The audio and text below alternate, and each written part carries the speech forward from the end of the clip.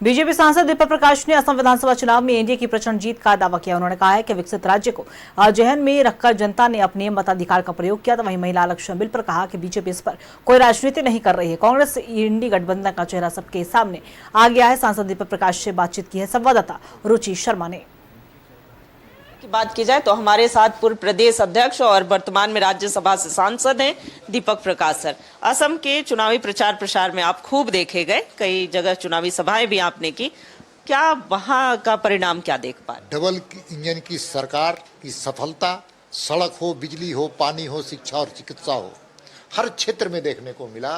तो दूसरे तरफ राज्य की सरकार ने वहाँ पर कानून का राज्य बनाने का काम किया। बांग्लादेशी घुसपैठियों के कलेजे पर प्रहार करने का काम किया। अवैध जमीन पर जो बसे थे बांग्लादेशी घुसपैठ, उसको उजाड़ने का काम किया। और तो और वहाँ पर हर दिन अमन, चैन और शांति है। अब कोई भी राष्ट्र विरोधी शक्तियाँ अगर सक्रिय होगी तो उसका मुकाबला कड़े कानून से होगा, जेल से होगा।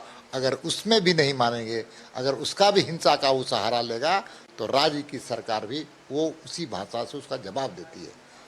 अब वहाँ पर अमन और चैन है। पहले कांग्रेस के कालखंड में चार्ली चैपलिन वाली जो पार्टी है, उस पार्टी का भी शासनकाल वहाँ था।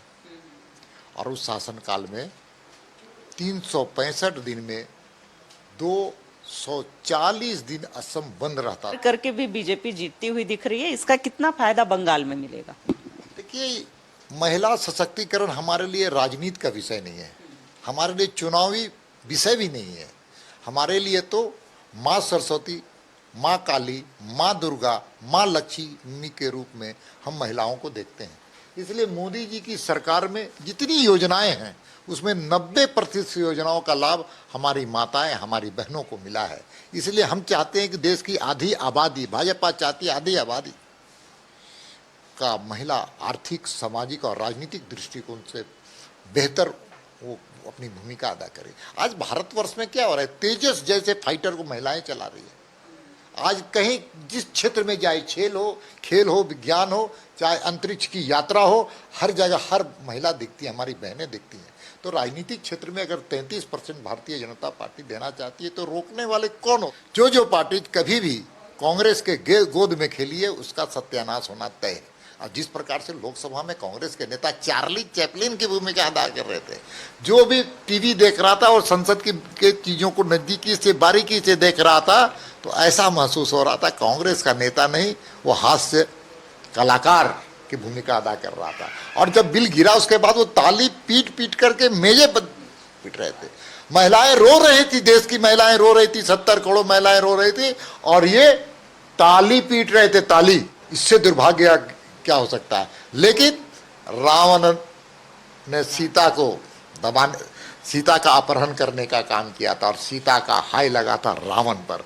आज तो 70 करोड़ महिलाएं, बहनें, बेटियां सीता रूपी है और रावण का भी अंत अगले चुनाव में निश्चित होगा। जिन लोगों ने महिला आरक्षण के खिलाफ अपना वोट दिया है, जो दल दिन आज ये हमारे साथ बात कर रहे थे राज्यसभा सांसद दीपक प्रकाश, जिन्होंने महिला आरक्षण बिल पर तो कहा ही, साथ ही साथ असम चुनाव में भी एनडीए की जीत का दावा किया है। कैमरा पर्सन अभय के साथ रुचि शर्मा, न्यूज़ 11 भारत।